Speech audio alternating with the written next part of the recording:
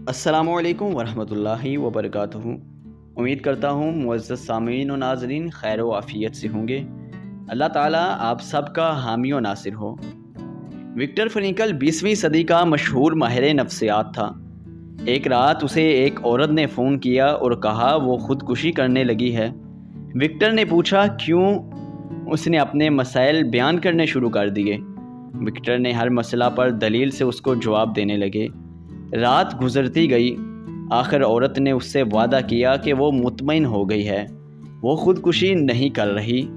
आप इस दौर के किसी भी खेल के किसी अजीम खिलाड़ी को देख लें, ये अपने साथ कोच रखते हैं, कोई ऐसा शख्स जो उनकी अपने खेल और उसकी मंसूबाबंदी में रहनुमाई कर सके।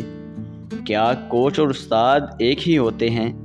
इसका जवाब नहीं है, क्योंकि एक उस्ताद के पास एक ही वक्त में बहुत से शागिर्द होते हैं, लेकिन एक कोच के पास बस एक शागिर्द या एक ही टीम होती है।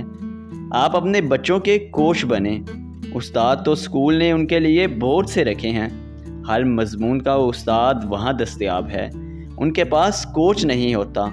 कोच खिलाड़ी से बेहतर वो खेल नहीं खेल सकता, खिलाड़ी भी ये जानता है, लेकिन कोच इस खेल को बहरहाल उस खिलाड़ी से बेहतर समझता तो ज़रूर है। उसे पता होता है सब्र क्या है, जबकि खिलाड़ी हमेशा जज्बाती और जल्दबाज होते हैं। काफ़ी अरसा बाद विक्टर फ्रैंकल उस औरत से मुलाकात हुई। विक्टर ने उससे पूछा, उस रात तुम्हें मेरी किस दलील ने ख़ुदकुशी से रोका? औरत ने बताया, किसी एक दलील ने भी मुझे मुतासिर नहीं किया था। रात भर चूँकि आपने मुझे सुना, मेरे दिल का बोझ हल्का हो गया। उसी ने मुझे दोबारा ज़िंदा रहने के लिए ताज़ा दम कर दिया। कोच भी अपने खिलाड़ी को सुनता है, वो जो किसी से नहीं कह पाता अपने कोच से कहता है।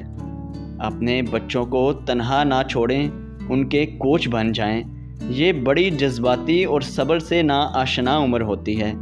आप भले उनकी जगह चल नहीं सकते, लेकिन उनको चलना ज़रूर सिखा सकते हैं।